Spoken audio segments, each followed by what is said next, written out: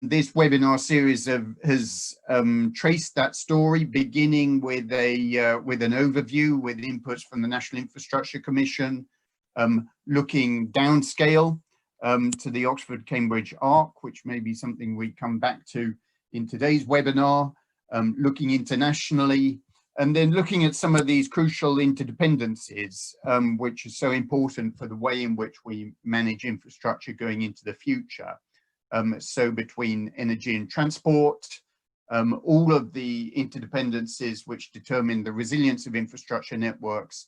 And then today, looking at water supply infrastructure, but also the interdependencies between water and energy. So it's a great pleasure to welcome you to this webinar. As we go through it, please use whatever social media you like, and we will have a discussion after the presentations.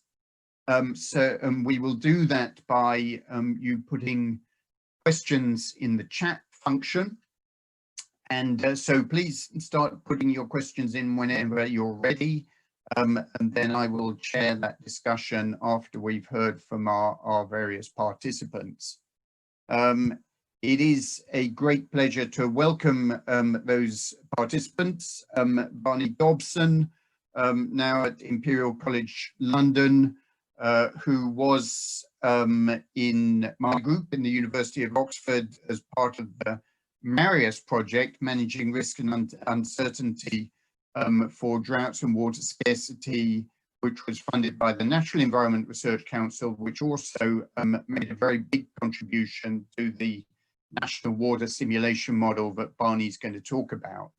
And then our other speaker is Dr. Ed Byers from the International Institute for Applied Systems Analysis, who's done a series of very important studies on cooling water risks, so risks of droughts to the power supply in Britain as part of the ITRC programme.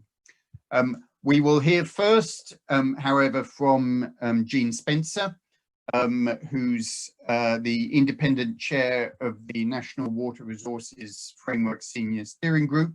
And then after our presenters, I'll pass to Jonathan Dennis for some remarks on the presentations and on the policy context around water resources in this country at the moment. And then we'll go into the discussion. So please put your questions into the chat by then. But without further ado, let me first hand over to Jean. A great pleasure to have you with us, Jean, to provide some of the context for this really interesting changing landscape around water resources planning in this country, which the research you're going to hear about has very much been part of and has contributed to over the years and is continuing to contribute to. So over to you, Jean. I'll stop sharing my screen now. Great, thanks, Jim. And I'll just share my screen quickly. Great. So oops, I just spotted a typo on the front screen, but we'll ignore that. So thanks, Jim, for the introduction and the invitation to speak on what's a really important series of work, and I'll just say a few words about the development of the national framework, some key findings, and the move to regional planning. So in terms of the background, the work of ITRC and the Oxford team has been invaluable in developing long-term resilient water resource planning. And everyone attending this webinar will be well aware of the key challenges facing the sector. So the challenge of climate change, population growth, where we could see up to 16 million more people over the next 25 years. We've got the need to improve the environment and leave it in a better place than we find it today, as well as the need to increase the resilience to drought climate change and reducing the risk of severe restrictions to water supplies. Step changes have already been made, and we've already seen the practical application of the work, and we're continuing to make changes in the planning for water resources that are more resilient to those challenges. And it really started the journey with the Water UK study that was published in 2016. And the Oxford modelling, WathNet, as it was termed at the time, was at the heart of that study. And what that study showed was that the risk of drought and severe restrictions were greater than we'd thought, and that it absolutely was not sufficient to rely on planning for the worst historic drought. The National Infrastructure Commission report then built on that Water UK study with the publication of Preparing for a Dry Future. The NIC study again used that WathNet modelling, and that identified a 4,000 megalitre a day shortfall if no action were taken to reduce demand and to develop new supplies. And those two studies then resulted in the joint letter in 2018 from the regulators, so Ofwat, the Environment Agency, DWI and DEFRA, on building resilient water supplies. And what that letter set out was the need for the development of a national framework for water resource planning and a shift in emphasis to regional planning and the development of a framework for the delivery of strategic schemes. And those studies supported a shift in the level of drought resilience required in the 2019 water resource plans, with a move to 1 in 200 resilience to drought. The EA was tasked with developing that long-term planning framework, and that national framework was published earlier this year in March. So the work of Oxford and the ITRC has already resulted in some practical real-world changes to water resource planning, but there's still more to be done. The approach to developing the framework has been highly collaborative, so it's involved regional water companies, agriculture, Energy UK, environmental bodies, Canals and Rivers Trust and others, as well as the regulators and government. And a key part of the whole approach is that it's a framework that delivers for all parties and recognises that everyone has a part to play in delivering resilient resources. So a couple of key findings. Context. It's a multi-sector plan that looks at the long-term needs of all water users, so not just public water supply. Every day, water companies provide 14,000 million litres of water, and there's another 1,000 million litres used by other sectors, such as farming and power generation. And the framework explores England's long-term water needs.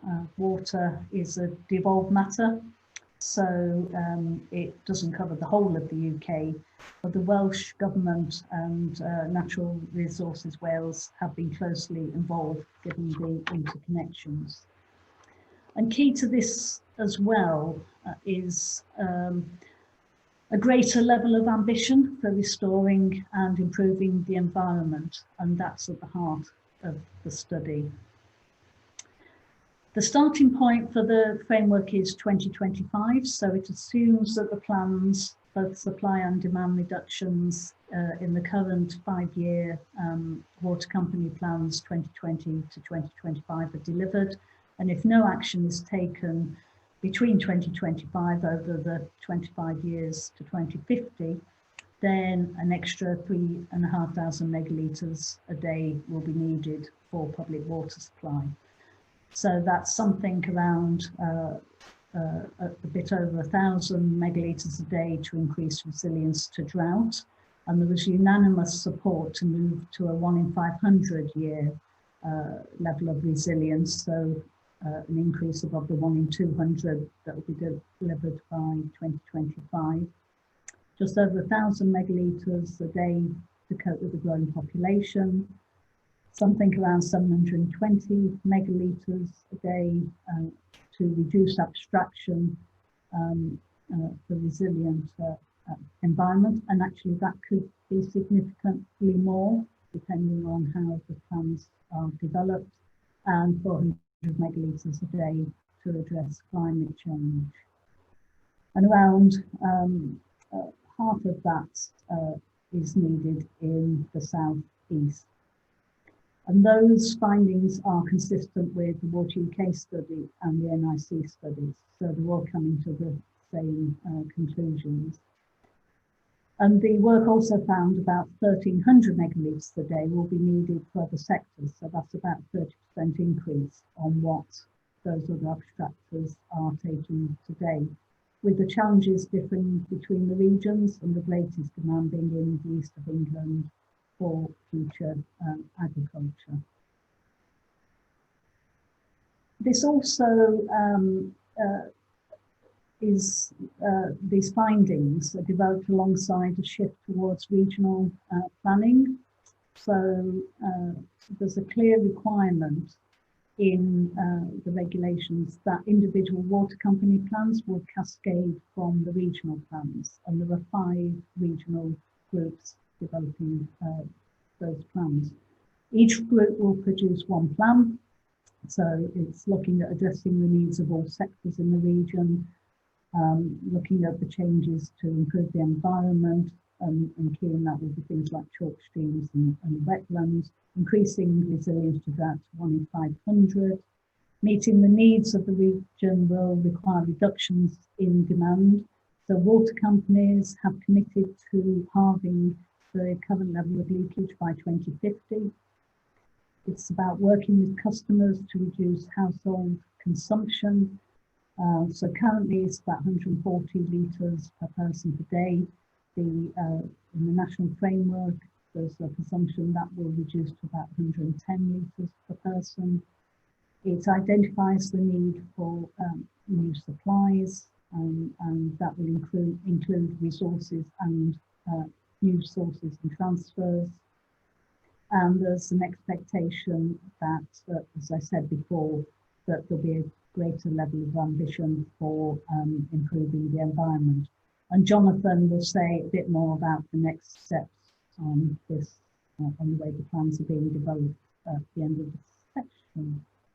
So with that, I'll say hopefully that has set the context for the importance of the ITRC work on resilient water supplies. And with that, I'll hand over to Barney, if I can stop sharing my screen.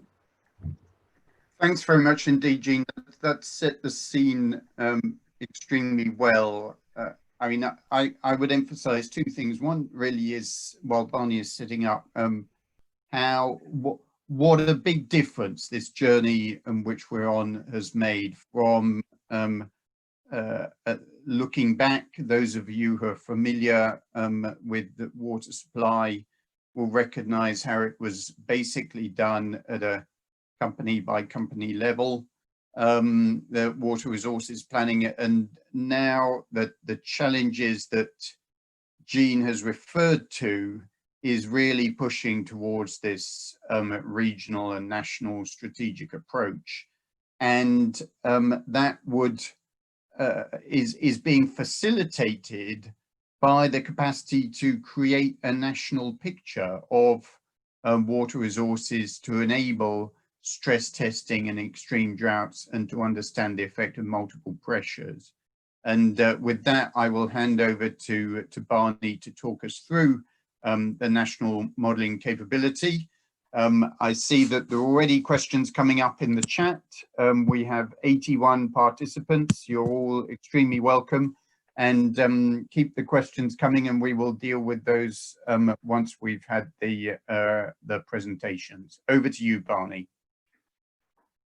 Thanks very much, Jim and Jean. So as Jim mentioned, I performed a lot of the modelling work on the national water supply model done in WAFNet, which I'll talk you through that today, and just provide some of the kind of higher level results that we found from that. So first, maybe if I just describe what the actual model is and looks like, you can see it here at the kind of England and Wales scale. We wanted to include Scotland, but the data availability wasn't quite there. You know, we did pretty well, I think, at including all major reservoirs, abstractions, treatment works, junctions, points of demand that are connected. So the key thing is here that it's the different things that are connected into what you can see here is actually, you know, a pretty much national water network. We think in terms of companies, but there's a lot of things that go between companies as well, which was one of the kind of key motivations for this work. We didn't include stranded assets necessarily. So if you have a favorite reservoir and you can't see it on the map, but it may well be a stranded asset, or possibly it's been aggregated as well. The modeling was performed in the WaterNet simulation software. It's incredibly flexible, which enabled us to implement company operation preferences, but it's also very fast. So we can run at a daily time that takes 2 minutes to run a year. So that's very fast for those who haven't experienced water resources modeling. The way we built it, I kind of was inheriting the Water UK model, which was about half of what you see here. I then expanded it to cover the rest of England and Wales using a whole mixture of things, water management, water resource management plans, open data, and a lot of company communication. And following that company communication, we've provided extensive documentation of what is in the model. So essentially the nodes and arcs you can see on this map, but also historic simulation results. So historic flows along arcs, historic reservoir storages, etc., and provided those to the water companies to try and ensure transparency of what we've actually modeled and how we've modeled it. How does it work? How did our modeling process work? Well, we started with climate data that came from the About Droughts Weather at Home project that provided thousands of years of daily precipitation, temperature, soil moisture data, which was then run through a national hydrological model. That modelling was performed by the University of Bristol. Gemma Coxon in particular, I don't know if she's here, but thank you very much for that. So essentially that went precipitation, hydrological modelling provided us with thousands of years of flows, and those flows were fed into the water resources model. I've just zoomed in on the screens. I've just zoomed in on the Thames water region here to illustrate kind of what these types of models actually look like.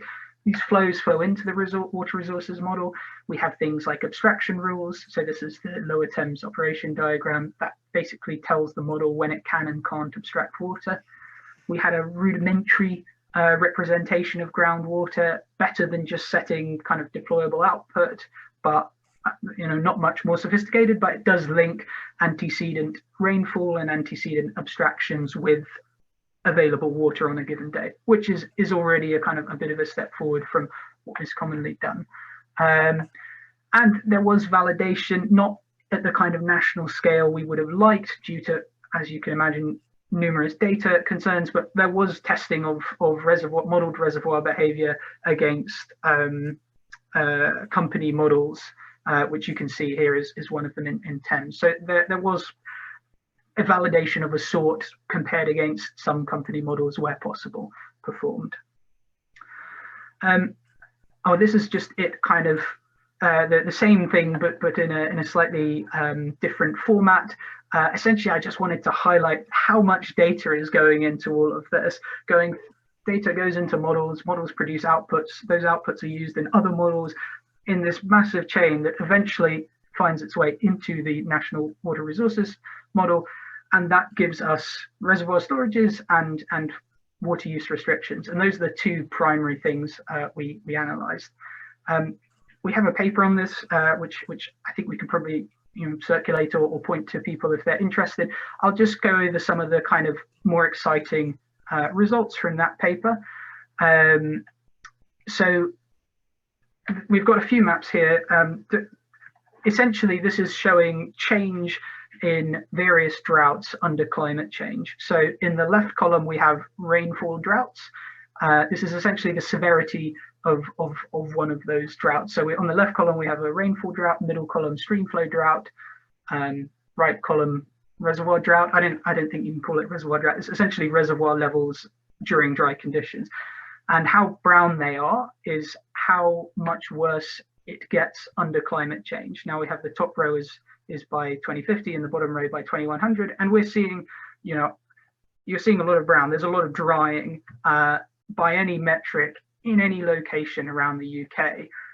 So this was quite a kind of, you know, worrying indicator in a sense, but also, you know, a kind of sanity test that you take all of these things, you feed them through the various models, and they do produce sensible results.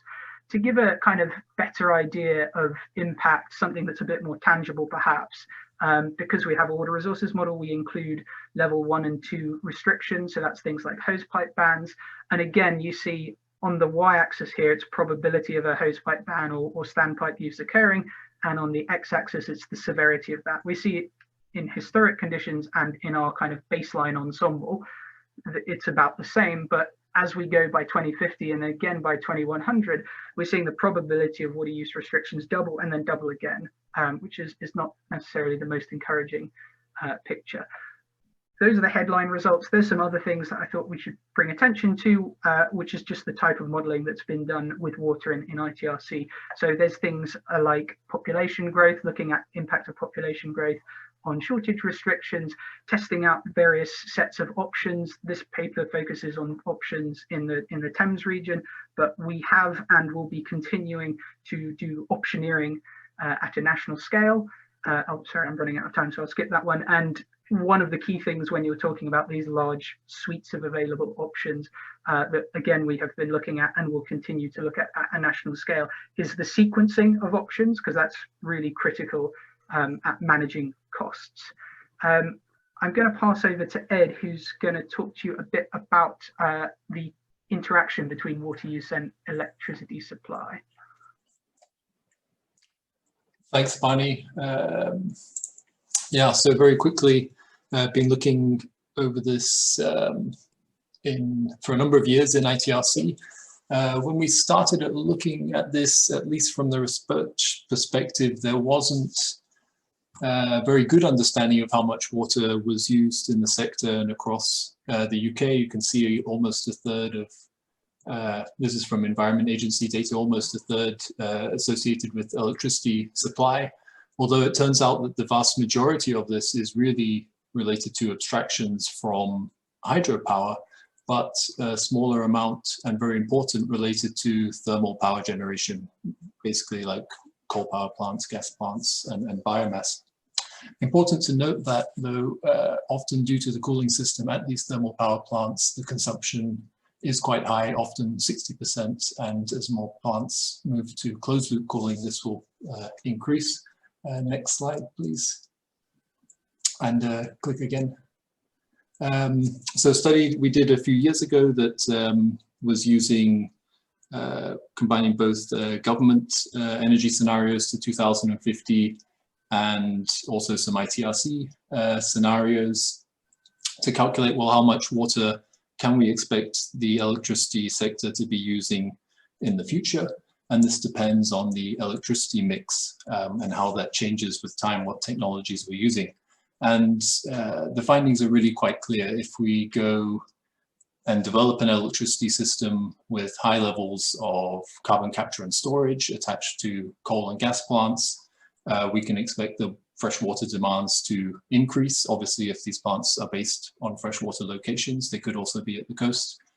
Or electricity systems transition that's more reliant on renewables or nuclear that's sited at the coast would likely see a large reduction in freshwater abstraction and consumption in the sector. So the top row of those graphs is abstraction, the bottom row is consumption.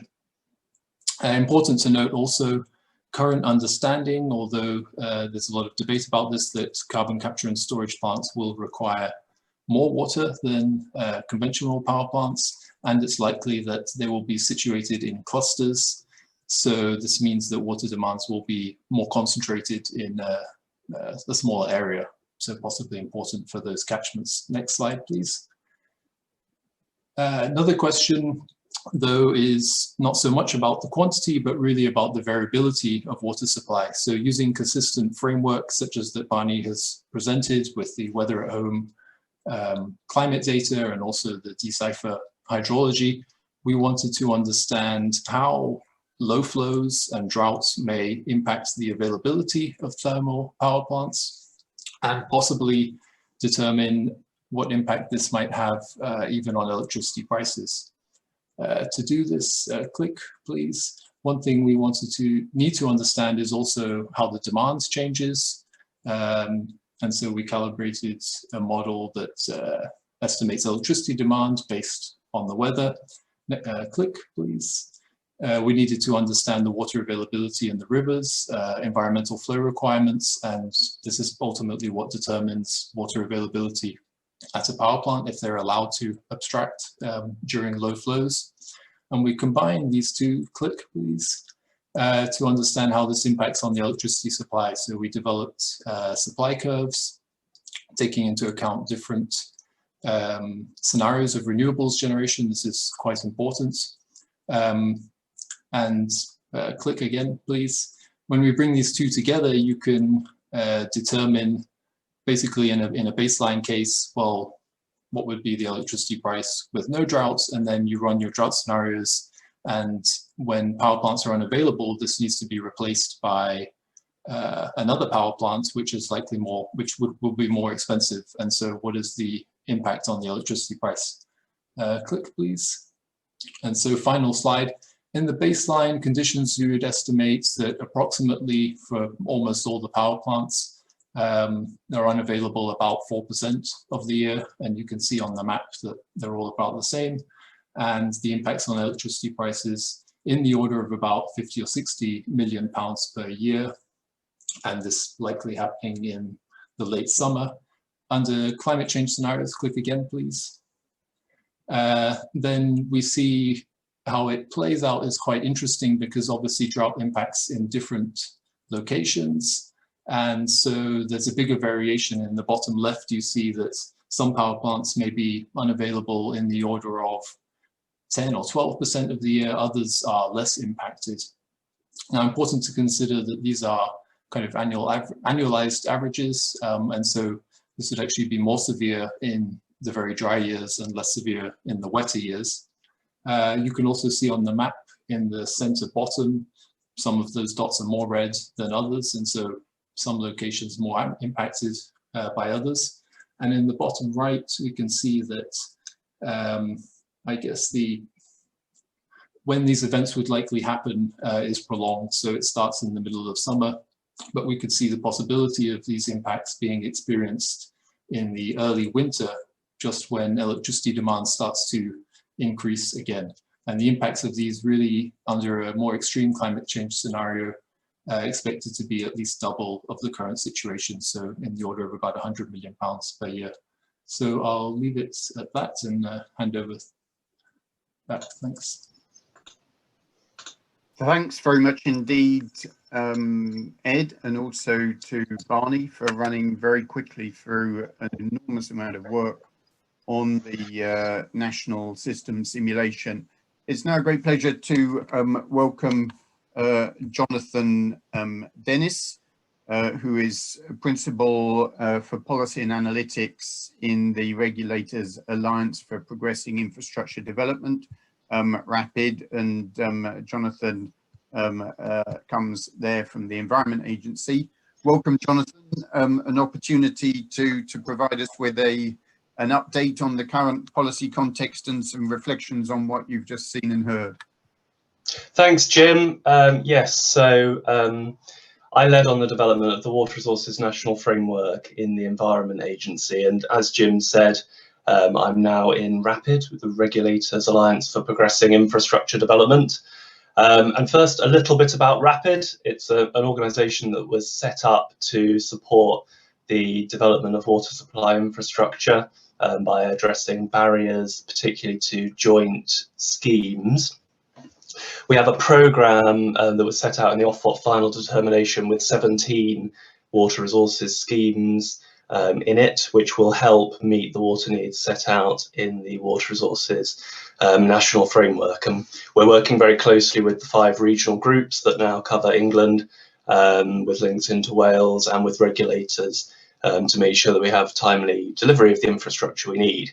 And I thought, thinking about modelling, it's probably worth looking back a little bit at some of the modelling we did for the Water Resources National Framework, which used various sources of information and various models. So one of the things we did was aggregating public water supply data at water resource zone level, using Excel and Python water resources as a platform. We also used the WathNet model, which Barney was presenting outputs from, to understand climate risks in more detail and look at the patterns of large-scale droughts, as well as the Environment Agency's own systems, such as the Water Resource GIS, to understand future environmental needs. So what we want to do is to continue to build the sophistication of the modelling capacity, and that's why we're continuing our collaboration with universities, both Manchester and Oxford. We're doing some work with Manchester that's giving us some capability to do options search and comparison. So developing our water resource zone model to look at which options, both supply and demand options, come out under various scenarios. And also that model is able to scope water transfers that haven't been investigated previously, and our hope is that the regional groups can explore those and see if those have potential to feature in future projects. And we're just kicking off another phase of our work with Oxford, and the WathNet model, which Barney talked about, does allow us to look in much more detail at individual options and groups of options. The idea being that we can understand how effective various options are at providing drought resilience under realistic national drought scenarios and under climate change. So why keep modelling? I guess one of the points is that rather a lot rides on the decisions that are going to be made over the coming years. The water companies have got up to £469 million to explore a range of strategic water resource options. If all those were developed, we'd be looking at up to around £8 billion of infrastructure development. So it's rather important that we understand that those options meet the needs that we see. And we have an important role here because we are able to take a national view. So I would say that we have to accept that our modelling at a national scale won't be as detailed as the modelling that the individual water companies will be able to do. But it does have the benefit of allowing us to take that national perspective and to investigate options that haven't potentially been investigated before. There are challenges. So one of the challenges I would reflect on is that having different models using different data sets is likely to lead to different outcomes. And we're not afraid of that. So each approach is valid, and there is real value in understanding the differences coming out of the models and understanding what that means. And what we want to do is to work really closely with the water companies and the regional groups to make sure that we're getting as much as possible out of this modelling in terms of improving our understanding. I think another challenge will be working at different scales, which may provide different results. So it's valid to take a national scale look, but it's also really important to have that higher level of detail at a local scale. And trying to reconcile those will be a challenge. And I think also representing the environment is challenging because as we all know, the environment is a complicated place, and it's something that's quite tricky to model, particularly when you're trying to model at a national scale. However, the process of representing these strategic water resources schemes in a model will be really important in terms of understanding the environmental links and, for example, the trade-offs of various levels of environmental protection against yield from those options. So I guess very briefly, in summary, I think the modelling that has been done over the previous years and supporting the national framework has put us in a much stronger position than I think we've been in the past. in terms of water resources management. I think a lot of that is due to the collaboration with academia and work like this. I think the work that we're doing will bring challenges, but I think it's working through those challenges to understand the differences that we're seeing in the different models is what will be really useful, and having those informed conversations to make sure that ultimately the right water infrastructure is being brought forward. And our approach is very much to work with the sector to make sure that we get that right. And I think the governance that Jean talked about a little bit, that was part of the national framework, which was a very collaborative approach, has actually put us in quite a good position, because we've got a lot of people involved, and keeping that up is going to be really important to make sure that we get the absolute best value out of the modelling that we're doing. And that was all I was going to say, Jim. That's great. Thanks very much indeed, Jonathan, for that. There's maybe some questions coming in your direction as well. They're coming into the chat. I really would underline that philosophy of modelling as a process of learning about systems. And there are many different modelling approaches, and you gain insights by pursuing those approaches in tandem. And that very much is the journey that we're on. So now we're on to the questions within the chat, and there's been quite a lot of chat within the chat as well up to now. Let me just recap on a little of it, in that there was Robert Field's question around the changing water demands from renewables. And hopefully both Neil Edwards' useful response and Ed's presentation itself illustrated that on the whole, the move to solar and wind, the shift of nuclear new build being on the coast is reducing energy abstractions, but carbon capture and storage, be that from conventional fossil fuel or indeed from biomass carbon capture and storage for negative emissions, could be could push up the water withdrawals again. And then another very interesting part of the chat was around energy use in the water sector, which Jean responded to. The point there is around decarbonisation of electricity. There's also a point which our group has worked on as well, is around the extent to which the water sector can adjust the timing of its demands in order to introduce more flexibility into the energy supply system, so to compensate for intermittent renewables. And we've got some work coming out on that. On to further questions. A question from Alan Simpson around the role of decentralized solutions, so the role of grey water, rainwater harvesting. I think I'll pass that over to Jonathan. I would simply say that from a national perspective, we include that as a reduction on the demand side, but maybe Jonathan would like to say a little bit more about those localized responses.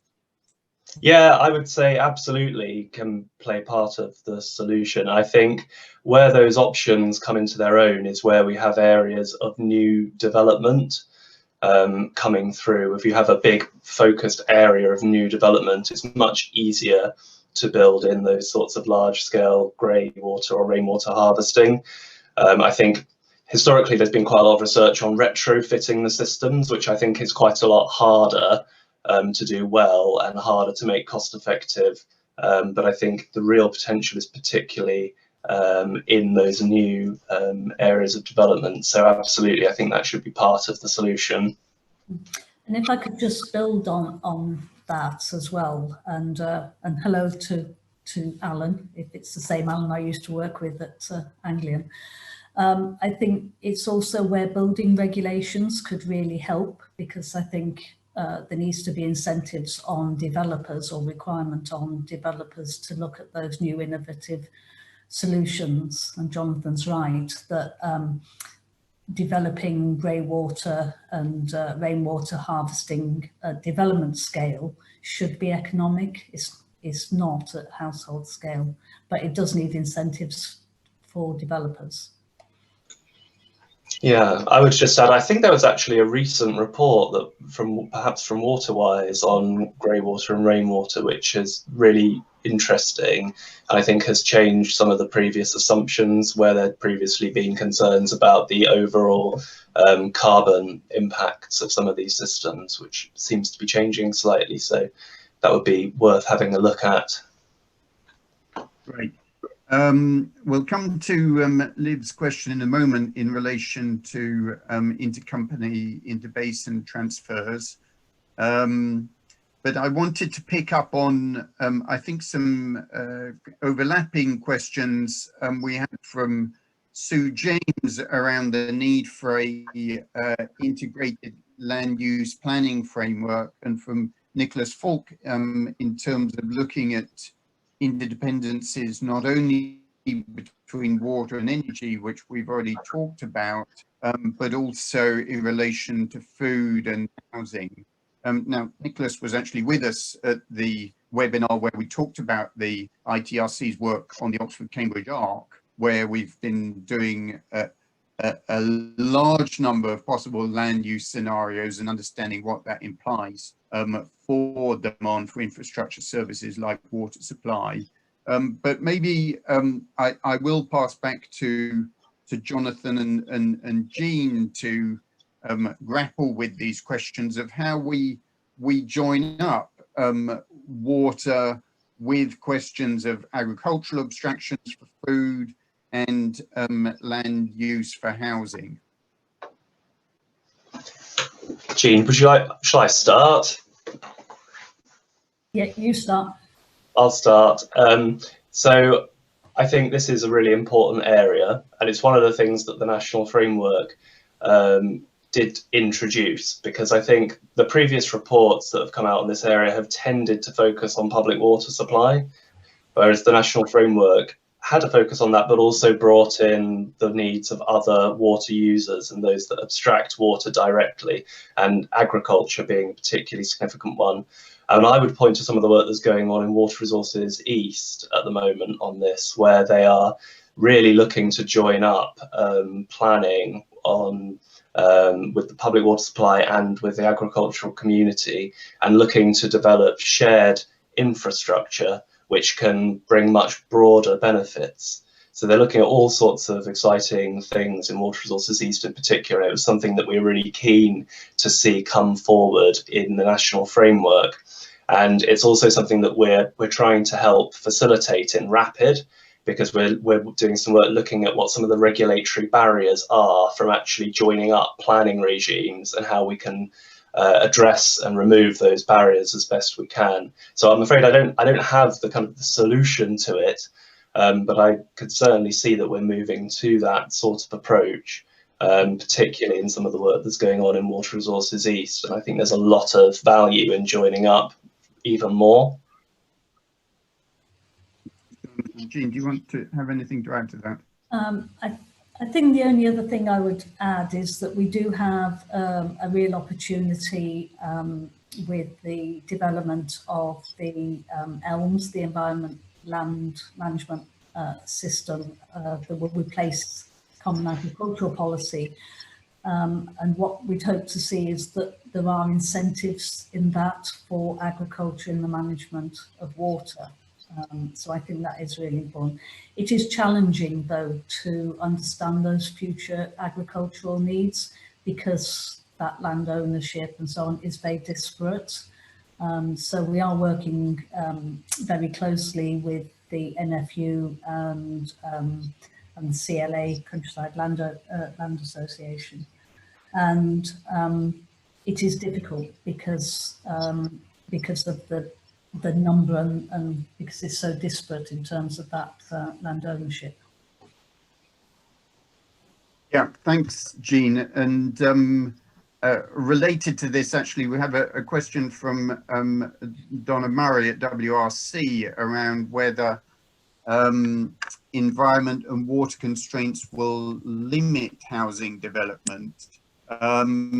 We might wish to come back to that, but just to say that in the analysis that the ITRC Mistral program did for the Oxford-Cambridge ARC, we found that if enough action was taken on the demand side and timely investments were made on the supply side as well, then one could sustainably provide sufficient water for the ARC.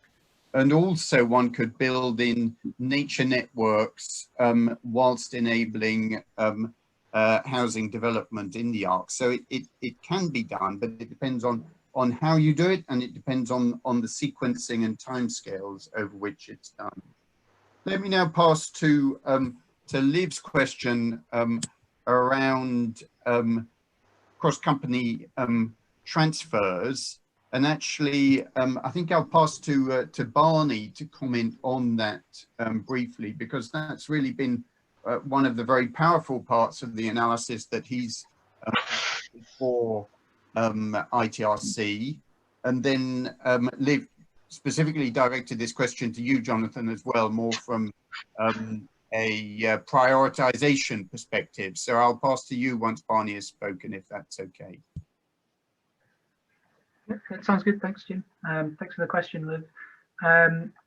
Yeah, it's an interesting question, and something we do actually talk about a lot in the paper. One of the key findings, I suppose, was on the co-occurrence of droughts in two places. So on the basis that if you want to utilize a transfer, you know, what are the chances that the place you're trying to take the water from has available water? And again, with a national model, that's something we can look at. And of course, it varies a lot region to region. Our kind of maybe this is a bit too extreme, but essentially our kind of rule of thumb derived from, you know, at a national scale is how far do you have to look until you start avoiding this problem of droughts co-occurring and making transfers unavailable, is, you know, about 100 kilometers plus, which is a long way, but not longer than the longest transfers already in the UK, right? So the transfers down from Wales are about that far to Birmingham. And so, you know, transfers are definitely, you know, going to be a really key factor in ensuring that we don't expose ourselves to these kind of climate issues that our results raised. But again, it really needs to consider like a very joined up approach. You can't just say, oh, this transfer 300 megalitres, great, thanks very much. You have to consider, you know, what is the water resources state of the place you're taking it from? And I mean, maybe it's my bias as a modeler, but I think you have to model those two systems together, because only really then can you have a decent idea that the transfer you want will actually be available when you want it. That's probably all I'll say for now, but we talk about this at length in the paper, so for anyone who wants more detail, I'd point them to that. Jonathan. Thanks, Barney. Jonathan. Thanks, Barney. So you covered the drivers very nicely there. Constraints, there may be network constraints, there may be drinking water quality issues of mixing different types of water with different chemical compositions. There may be, for raw water transfers, there may be invasive non-native species issues, which transfers could increase the spread of those potentially. There can be cost issues, there can be carbon issues. I think also, in terms of the regulatory frameworks, this is something that the regional groups are looking at very closely to work out which are the optimum sort of combination of transfers. It's something that we're looking at through our modelling, and the gated process with these 17 schemes that I mentioned, more information on that in the final determination report, is also a key part of that. And the final thing I would mention is that we're also doing some work on the regulatory and the commercial frameworks for water transfers. to see if there's a way we can increase the standardization of those kind of regulatory and contractual tools to make it easier for water companies to transfer water in a sort of more simplified way, because there are also all sorts of other issues in terms of what happens to the water supply if there's a particular drought in the water company's area that's supplying the water. What happens? Do they continue to supply it? There's all sorts of things that need to be worked through from a contractual and legal basis as well, which is something that we're looking at in RAPID and that Ofwat's involved in. Great, thanks very much indeed, Jonathan. A question from Ian Barker around how we factor in environmental needs and how we might do that better in the future, which is a really important question around how do we properly understand the resilience of the natural environment to droughts, and how do we decide how much needs to be done in order to restore the natural environment and make it more resilient. And as you say in your question, Ian, for the time being, we do that by factoring in sustainability reductions in abstractions, environmental flow requirements, but there's a step beyond that, and there's some research going on in my group at the moment, which is looking much more directly at ecological indicators and the sensitivity of those ecological indicators to specific attributes of the flow regime. And so how might you tune your regulatory requirements with respect to abstractions in a way which is more directly aimed at improving ecological resilience? And in my opinion, that has to be the direction of travel. It's subject to a whole load of uncertainties because we know ecosystems are sensitive to a whole bunch of different things. So that you have to take a robust and a precautionary approach. But I think if you do that, you can also do some learning by doing, learning about ecosystem resilience as you go about restoring that resilience. I'm wondering whether anyone else, Jonathan, Jean, want to jump in on that. Well, I might come in just quickly, Jim.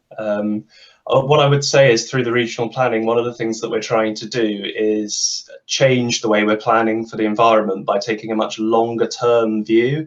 So as part of the national framework, we did run scenarios looking at how climate change would affect natural flows in rivers. And we used some of that information to produce information on water bodies that we think are particularly at risk, which that information has been shared with the regional groups. And what we want to do is to make sure that we're taking that long-term view of the problem of abstraction rather than trying to solve it in 5-year incremental chunks, which I think is going to be really important. And the Environment Agency has just pulled together some guidance for the regional groups and water companies on how to use that information that we provided to sort of look into the future and make sure that the plans that are pulled together are really going in the right direction on abstraction and starting to take that stuff into account. But I also accept that there's a really tricky scientific area around how does ecology respond to flow and what does that mean in the context of a changing climate as well, which kind of adds another layer of complexity to it. That's all I was going to say, Jim. That's very helpful. Thank you, Jonathan.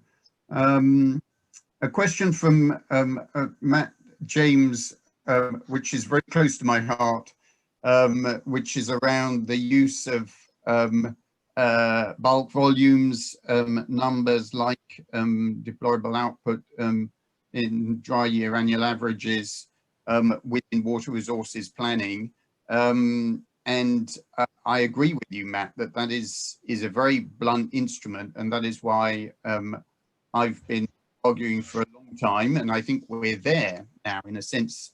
What Barney presented and what Jonathan has acknowledged is that we're using simulation models which are actually able to simulate outcomes which are of direct impact upon water users and the environment.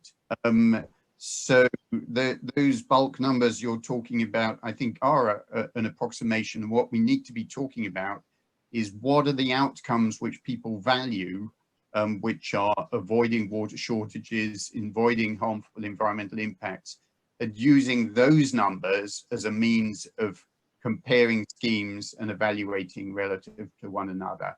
That requires simulation modeling, and it requires simulation modeling in a very large number of possible future conditions. So these very long time series of simulations in current climates and future climates to stress test the system and really understand how it performs. So that I'm really pleased that that is now the direction of travel.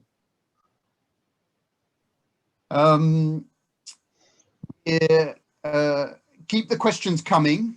One thing I'm conscious of that in the background between Ed and Neil Edwards and Ugo Gasparini and a bunch of people, there's been a very enthralling energy and water discussion going on in the chat.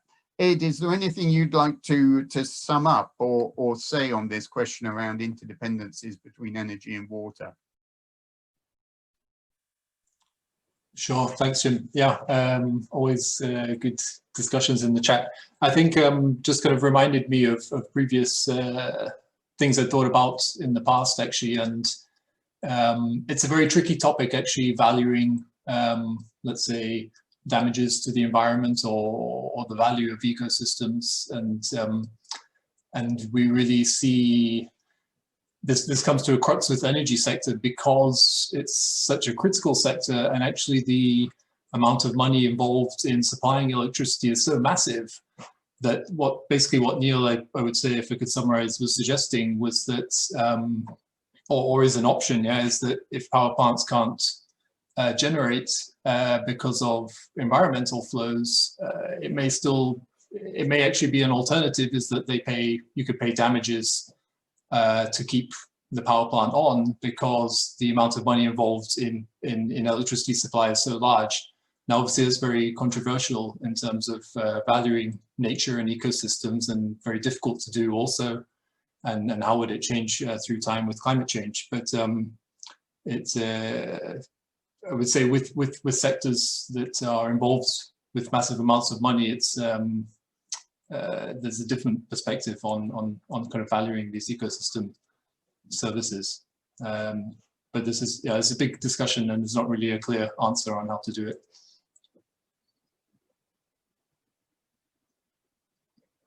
Okay, thanks, Ed. And actually, while you're speaking, a question from Jean about hydrogen production and some of the water implications. I wonder whether you've thought about that one. I mean, if one's natural gas reforming, then one has to use CCS if it's going to be not have carbon dioxide emissions. Electrolysis, I don't know, Ed, is that something you know about? No, but Neil and Ugo know a lot about it, and actually at the very beginning of the chat they pointed a link to work that they've done with Energy UK that was actually looking specifically onto this. I'll try and put the link again now in the chat on specifically this topic of hydrogen production, because that's increasingly important. So yeah, I think yeah, worth mentioning that JP have done lots of interesting work on this topic also. Great, thanks a lot. I think we've had a very good discussion there, and we seem to have bottomed out on the questions. I'm going to just pass back to Jean and Jonathan, for any closing remarks from your perspective. No, just to say that this this work is incredibly important, and I think what's really positive is the way that we're working together. So the national framework was developed collaboratively, and this work is continuing to be developed. So the as Jonathan mentioned, the Oxford modelling alongside modelling with Manchester and individual regional modelling is incredibly important. And I think what we've got is real strength in the triangulation, because I think what we saw with, first of all, the Water UK study, the NIC, and then the national framework, is that it was coming up with consistent reports, consistent findings. And I think what's also really, really helpful is that there is action being taken, and we have seen improvements already in the level of resilience, and we'll see future improvements in the next round of plans as well. So I think, yeah, incredibly important. So keep up the good work. Thank you, Jean. Any final things you wanted to pick up on, Jonathan? No, I can't add to that. I agree with all of that, Jean, and I just say thank you to everybody for attending, and thank you all for your questions, and thank you to Jim and the team as well for, you know, being so involved in this area. I think we've been much stronger through working in partnership across this, so thank you. Great. So let me just share my screen. So the next webinar, and what was to be the final webinar in our series, takes us looking at digital infrastructure, which is so central to all of the other systems that we've talked about.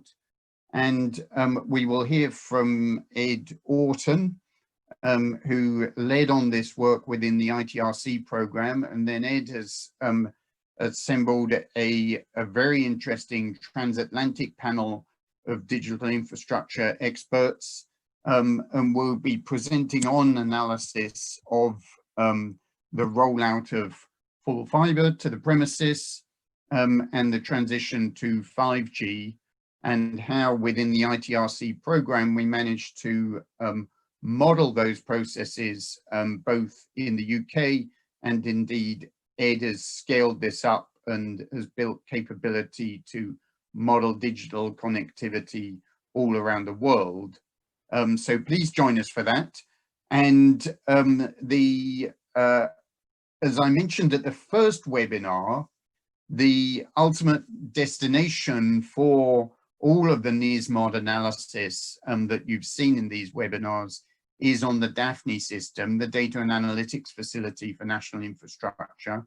And on the 21st of January, the Daphne team at the Rutherford Appleton Laboratory in Harwell are going to be running a 2-hour session providing a much more in-depth view of NISMOD on Daphne, and giving a real set of technical insights in terms of how that is working and how people can use Daphne to run NISMOD. So we'll be putting out more information about that in the coming weeks. But in the meantime, please join us next week to hear about digital infrastructure, full fiber and 5G. And thank you very much indeed once again to all of our speakers, to Barney Dobson, Ed Byers, Jean Spencer and Jonathan Dennis. And thank you all very much indeed for joining us. Bye-bye.